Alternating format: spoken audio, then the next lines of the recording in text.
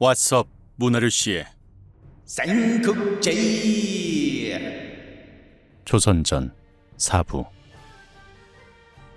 동탁이 조선을 휴가로 데려간 미호성은 별장 규모가 아니라 어마어마한 크기의 거대한 성이었다. 이곳은 동탁의 비밀 재산을 숨겨둔 곳으로 온갖 귀한 보물을 비롯해 도시의 사람들이 10년간 먹을 수 있는 식량이 있는 곳이었다. 다시 말해서 동탁표 아방궁이란 말이다. 그러던 어느 날이었다. 사도 왕윤으로부터 급보가 왔다. 미호성. 초선아씨, 왕사도께서 서신이 왔어요. 조선은 신경이 쓰였는지 목소리를 낮추라고 손가락을 입에 댔다. 이보게, 그 서신 당장 태워. 조선은 왕윤이 싫어진 지 오래였다. 그의 서신이 궁금하지도 않았다. 어차피 남자들이란 미련을 못 버리는 존재가 아니던가. 동탁을 시켜 왕윤을 처리해달라고 부탁할 참이었다. 그런데 또 서신이 왔다. 이번엔 병사들이 동탁을 불렀다. 야, 이 새끼들아, 지금 휴가인 거 모르냐? 도대체 무슨 일이야? 승상각하, 큰일이 났습니다. 이거 한번 읽어보십시오. 전날 초선에게 디오르백과 양주를 준 사내가 승상부의 내부를 찍었고 초선이 뇌물 받는 걸 좋아한다는 사실도 백성들에게 퍼뜨렸다는 내용과 민심이 초선에게 해명하라는 내용이었다. 하지만 동탁은 대수롭게 생각하지 않았다. 이 새끼야, 뭐 어쩌라고. 어차피 백성은 개 돼지야. 나가서 사진 몇 방 같이 찍어주고 시장에 가서 떡볶이나 순대 먹는 모습 좀 보여주면 금방 잊어. 그리고 이 새끼야, 엑스포 실패니 임명제들 검증 실패니 이런 짜잘한 걸로 서신 좀 보내지 마. 안 그래도 여포 새끼 때문에 예민한데. 그러나 이번엔 어명이 왔다. 뭐라고? 어명? 이 천자 이 쬐끄만 새끼가 뭘 한다고 어명을 보내? 아니, 어명 담당관을 보니까 이숙이네. 그렇다. 동탁군 휘하의 문인으로 여포를 스카웃했던 이숙이었다. 그의 표정을 보니 뭔가 좋은 소식을 가져온 듯했다. 소인 이숙, 승상각하께 황제의 마지막 어명을 전하러 왔사옵니다. 뭐? 마지막 어명? 그렇사옵니다, 승상. 동탁은 들으시오. 하늘의 뜻으로 천자라고 부르지만 짐은 짐의 능력이 보잘것없는 존재라는 것을 알았소. 그런 이유로 천자라는 자리를 내려놓고 이 나라를 승상께 드리고 싶소. 부디 부족한 짐을 대신해 동탁 그대가 새로운 황제가 되어주시오. 이 사실을 여러 문무 대신들과 백성들에게 알려야 하니 내일 오전까지 황실 내전으로 오시오. 어명을 듣자 동탁은 온몸에 전율이 흘렀다. 그동안 자신이 그토록 듣고 싶은 이야기였기 때문이다. 초선아, 너의 꿈이 이루어지는 순간이구나. 네가 곧 태우 마마가 될 것 같다. 뭐? 오빠, 그게 사실이야? 진짜야? 야, 너무 좋아! 동탁 오빠 나이스! 조선은 날아갈 듯 좋았다. 역시 왕윤을 버리고 동탁을 선택하길 잘했다는 생각이 들었다. 오빠, 내일 오전까지 가려면 새벽에 일찍 나서야 하잖아. 오늘은 방해 안 할게. 어서 자. 동탁은 초선의 말대로 일찍 잠에 들었다. 그런데 괴이한 꿈을 꾸었다. 거대한 용이 나타나 솟구쳐 날아오르더니 동탁을 휘감은 것이다. 이 새끼가 네놈 정체가 뭐냐? 나는 용이다. 무슨 용? 지드래곤이의 용. 줄여서 GD. 요마하하하하 브레이커. 이건 안 되겠다. 그냥 동탁아, 너는 뒤져라. 동탁은 두려움에 몸을 흔들며 깨어난다. 오빠, 무슨 일이야? 정말 좋대. 제발 자중해. 동탁은 새벽부터 황실로 가기 위해 마차를 탔다. 그런데 이번엔 마차의 바퀴가 빠지는 게 아닌가. 동탁은 놀라 경로했다. 아니 이 새끼들아, 이게 뭐하는 짓거리야? 바퀴 점검 안 하냐? 이 새끼들 빠져가지고 안 그래도 꿈이 뒤숭숭한데 말이야. 그때 이숙이 나왔다. 승상, 제가 해몽하는 능력이 있사옵니다. 무슨 꿈을 꾸셨습니까? 용꿈을 꿨어. 근데 이게 왜 이렇게 식은땀이 나고 불안할까? 긴장을 해서 그런가? 필시 용꿈은 새 천자가 됨을 뜻합니다. 아무래도 기대하시는 바가 크니 부담감도 크겠지요. 그리고 바퀴가 빠진 것도 새로운 바퀴를 쓰라는 천자의 출현을 뜻하는 것이니 염려 마십시오. 이 자식, 너 정말 용하구나. 바퀴 교체했으면 좋아, 빠르게 가. 황실, 장안. 어느덧 동탁은 장안으로 도착했다. 그러곤 이숙의 안내를 따라 황실로 들어섰다. 황실 입구부터 내전으로 들어가는 계단까지 수많은 문무대신이 길게 서서 새로운 황제를 맞이했다. 황제 폐하 들어가신다.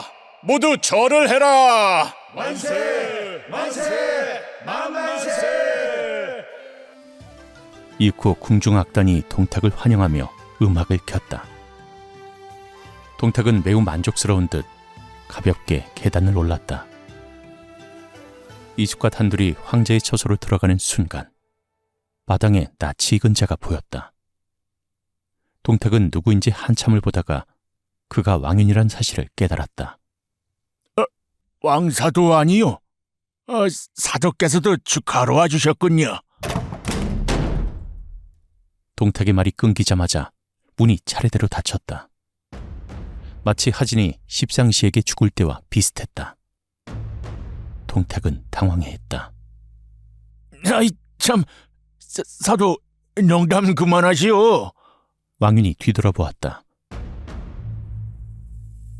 역적 동탁은 들어라. 네 놈이 저지른 죄가 무엇인지 알겠느냐? 사도, 장난 그만하시오.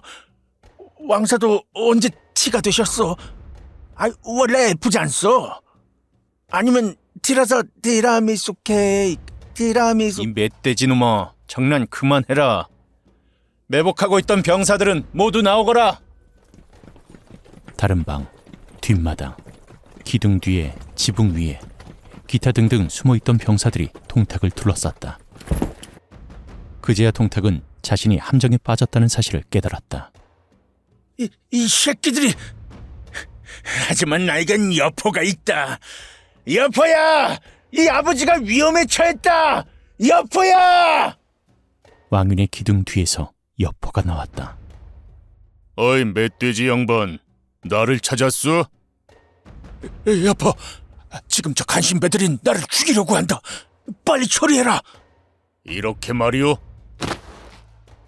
여포가 무언가를 동탁에게 던졌다. 그것은 바로 동탁의 브레인이자 사위인 이유의 머리였다. 이유. 그제야 동탁은 겁을 먹었다. 병사들은 서서히 가까이 왔고 동탁은 열리지 않는 문만 계속 두드렸다. 저놈을 당장 죽여라!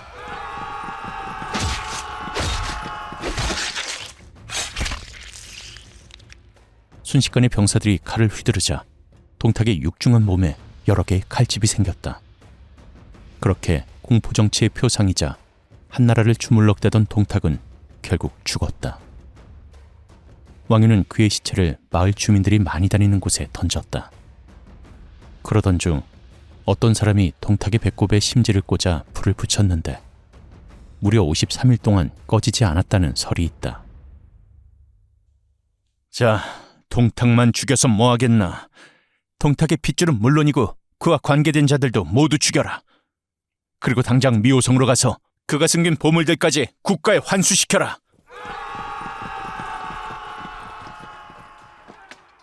다시 미호성.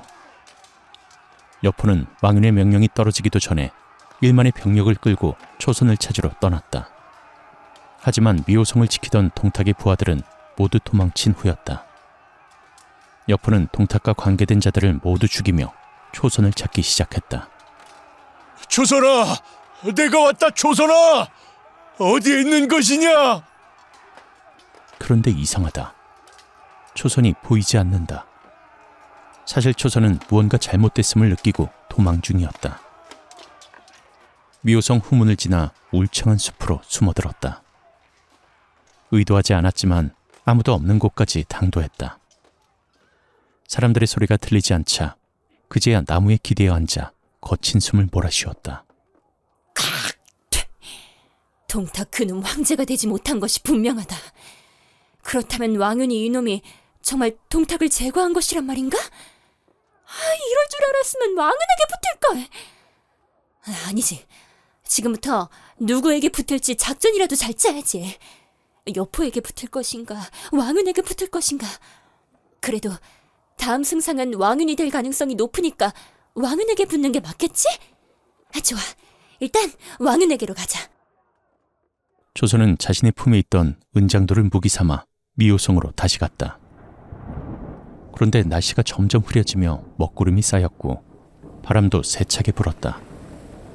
이윽고 번개가 치기 시작했다. 여포는 적토마를 타고 미호성 주변을 돌아다니며 조선을 찾았다. 이것은 조선! 나야 여포! 저 멀리서 조선이 미호성으로 오고 있는 모습이 보였다. 날씨가 어둡고 길이 험하자 조선도 여포의 도움을 얻으려고 팔을 흔들었다. 낭군님! 저 여기 있어요! 조선! 내가 지금 그대를 데리러 가겠소! 둘 사이가 30m 정도 남았을 무렵이었다. 갑자기 벼락이 치더니 초선이 있는 곳으로 떨어졌다. 조선! 여포가 전속력을 다해 초선에게 갔다. 하지만 초선은 이미 벼락을 맞고 죽어 있었다. 그동안의 악행이 쌓여 벼락에 맞은 것인지 우연인지 알 수 없지만 많은 이들은 전자라고 하더라. 여포는 초선의 시신을 안고 오열했다. 다시 말하지만 쌍국지 속 초선의 스캔들은 작가가 바꿔놓은 이야기다. 원래의 이야기는 초선이 자신을 희생하며 동탁과 여포 사이를 이간질한 후 스스로 목숨을 끊는다. 본론으로 돌아와서 여포는 넋이 반쯤 나간 채로 왕윤에게 초선이 죽었다는 것을 말한다. 하지만 왕윤은 대수롭지 않다며 눈도 깜빡이지 않았다. 여장군, 그거 참 안타까운 일이오. 허나 대장부로서 아직 할 일이 많이 남았소이다. 그대도 흔들리지 않고 한나라를 위해 힘써주시오. 그대는 이제부터 우리 법무부 소속이오. 네, 사도. 사실 왕윤은 조선이 변심할 것이라는 걸 알고 있었다. 그녀는 언제나 수단과 방법을 가리지 않고 천한 신분을 뛰어넘으려는 사람처럼 행동했다. 작부 주제에 정치나 법을 아는 척하기도 했고 어른들이 말하는데 꼭 끼어들었다. 이에 왕윤은 그녀를 떠보았고 그녀는 스스로 동탁과 여포 사이를 미인계로 갈라놓겠다고 했다. 조선은 왕윤 대신 동탁을 선택하여 팔자를 고치려고 했지만 사실 왕윤의 소나귀에서 놀고 있었던 것이었다. 왕윤은 그녀가 허접한 논문으로 학위를 취득한 것도 알고 있었고 자신이 승상이라도 된 듯 뇌물까지 받으며 사람들을 만나고 다니는 것도 알고 있었다. 사악함과 우매함, 그리고 경솔함의 삼박자를 가진 초선 덕분에 세계의 로맨스 사기극이 성공한 것이다. 다만 그녀에게 화가 난 사람들에게 돌을 맞으며 최후를 맞이할 것이라고 예상했으나 하늘이 벌을 내린 것인지 벼락에 맞아 죽게 된 것이다. 이로써 초선전은 모두 끝났다. 하지만 동탁 같은 독재자가 사라졌다고 해서 평화가 찾아오겠나. 어쩌면 동탁의 말대로 자신을 몰아내려는 이유가 마음껏 권력을 휘두르고 싶어서일지도 모른다. 이는 우리나라뿐만 아니라 전국에도 통용되는 이야기다. 왓썹 문화를 씨의 쌍국제이 승냥이들 편으로 찾아뵙겠습니다. 감사합니다.